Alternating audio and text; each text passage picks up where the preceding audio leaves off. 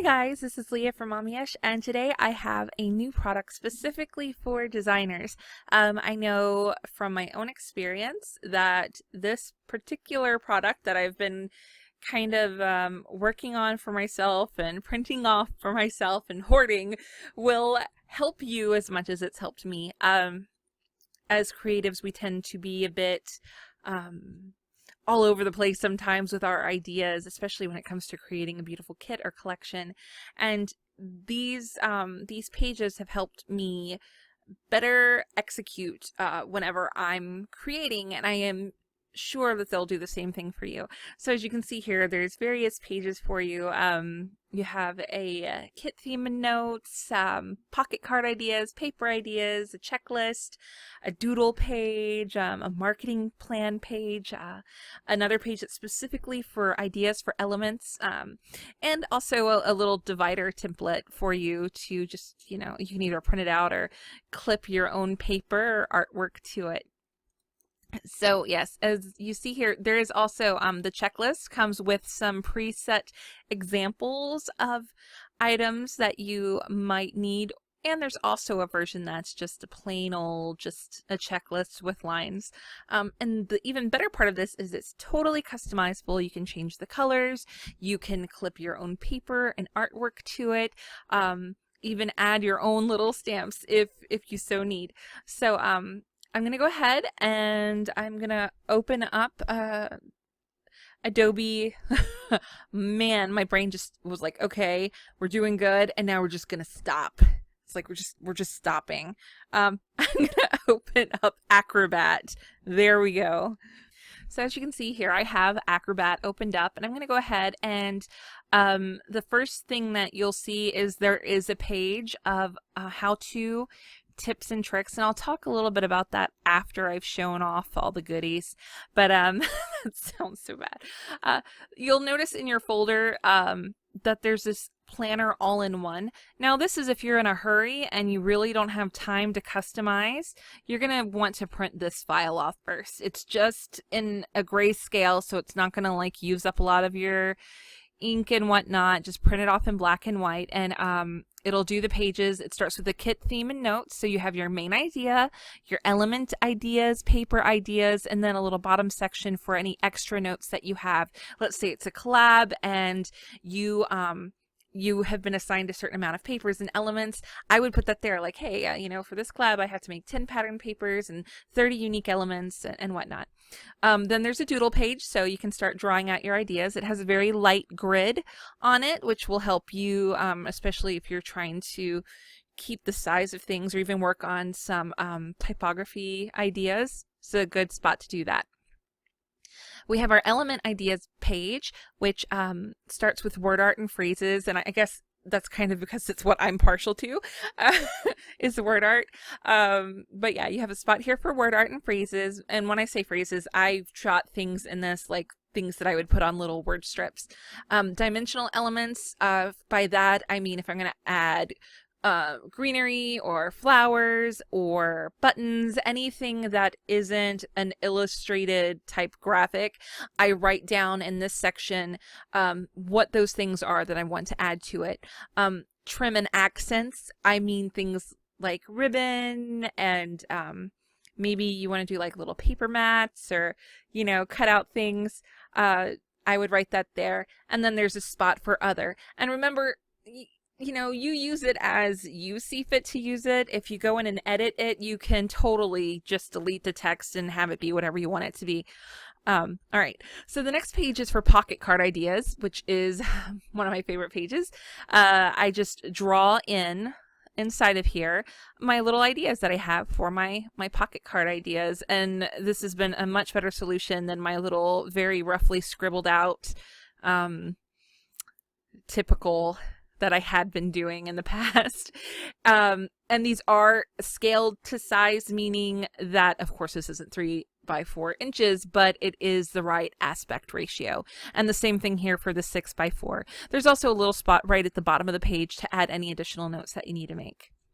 Then is the paper ideas, which these are obviously squares, to draw out a rough sketch of papers. Like, I know a lot of times I'm not getting extremely detailed in what I'm doing, but if I know I want to make a paper that has stars that are going to be very small and scattered around the edges or something, I can get the idea of it down on paper. So when I sit down at the computer, I execute it faster. And also there is an extra notes section on this page. This is a really fun page. This is a marketing plan page. The first line obviously is for the date that you're going to be releasing it, or the dates that your marketing strategy is going to be going forth, meaning if you're going to have sneak peeks and stuff, you could go ahead and put the date a little earlier than the release date. If you have a budget, what the budget is, and any other info. Let's say that you have a creative team member that might be helping you, or maybe you have a personal assistant who helps you, that you can kind of put that info in there. The first block is for your blog and newsletter space, just any ideas or information that you don't want to forget. The next is for Instagram. This is if you maybe post ads or inspiration to plan that out. Also a spot here for your Facebook. And then also for Pinterest. And you might not notice, but there's a tone on tone of the logos of each of those. You can also, if you go into the layered files, you can turn that off if you don't like it. And then we have a kit checklist. For the ready to print one, I made sure to just use the checklist as blank instead of the one with items on it. So yeah, let's say, have I checked the gamut? So gamut, checked. I would put, make sure that my papers are textured, make sure my description has been written, all these things I would just kind of write down. The typical things that you need to remember. If I have a coupon for my newsletter subscribers, what that code is, just everything like that. And then once you do them again, just check it off your list. So yes, there's that. So I'm going to go back into Photoshop and show you the kit theme and notes one specifically with the one that has an editable palette. I like this one. I didn't add this one for the ready to go because, who wants a bunch of little gray blocks up on the top? So you have two options there. But let's say you have a collab that you're working on with someone. You already have the palette set. You know what the colors are going to be. What you can use this area for is to go ahead and apply those colors to it. So all you do is select the area, and it even says recolor, and you would just apply those colors. I make colors, I make styles for the colors whenever I'm making a collab with someone else. That way it's just easier for me to switch the coloring around. Look at me, I'm like, I don't have a last color. Those are the colors. Anyway, so I can go ahead and have those colors there. And then you could even go in, because it's all layered, you can recolor your little side items and things like that to match. So you can really get as detailed and specific and colorful as you'd like, especially if you feel like it's going to inspire you as you're, sitting down, writing out what it is that you're wanting to capture, what it is you're wanting to do. This band right here I put it there because I personally, when I print out my planner pages, I don't like it when my planner pages are centered. Because I feel like every time I punch them, that it sometimes will mess with the alignment, like it'll go into parts of the main part of the page, the good stuff. So I've added this little bar, and that's really there as kind of like a spacer for whenever you're going to be punching your pages. So let's say you don't want it to be on this side, like this would be if you opened up your planner, this page would be sitting on the right hand side. All you have to do, these layers are linked together, right? This little side part. All you have to do is drag it over, and if you have like snap on, snap on, snap off. Okay, if you have snap on, you can just easily move it. Then I select all the other layers and just move them over. So now that would be ready and set for a left side, like, the back side of another page. It would be ready to go for that if that's what you're wanting to do.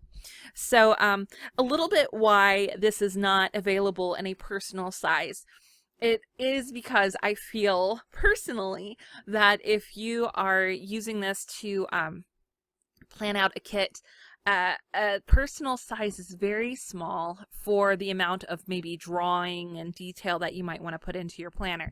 So I've done this in an A5 scale, and this is where I admit to you that I have never owned a real, and I'll put in quotes, a real A5 planner because they're expensive, and and not to say I'm cheap, but I'm cheap.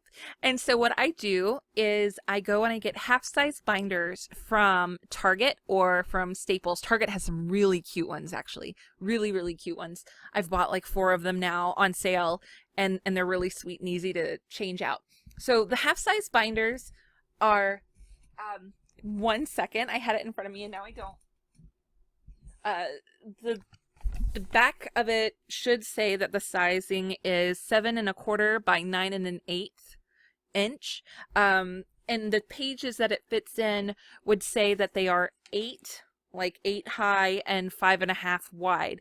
And that means it does fit perfectly A5 size pages. So I take just a regular half size 3-ring binder, and I have an adjustable hole puncher, but you can actually get a hole puncher that's specifically for half size binders. You know, just a 3-ring punch.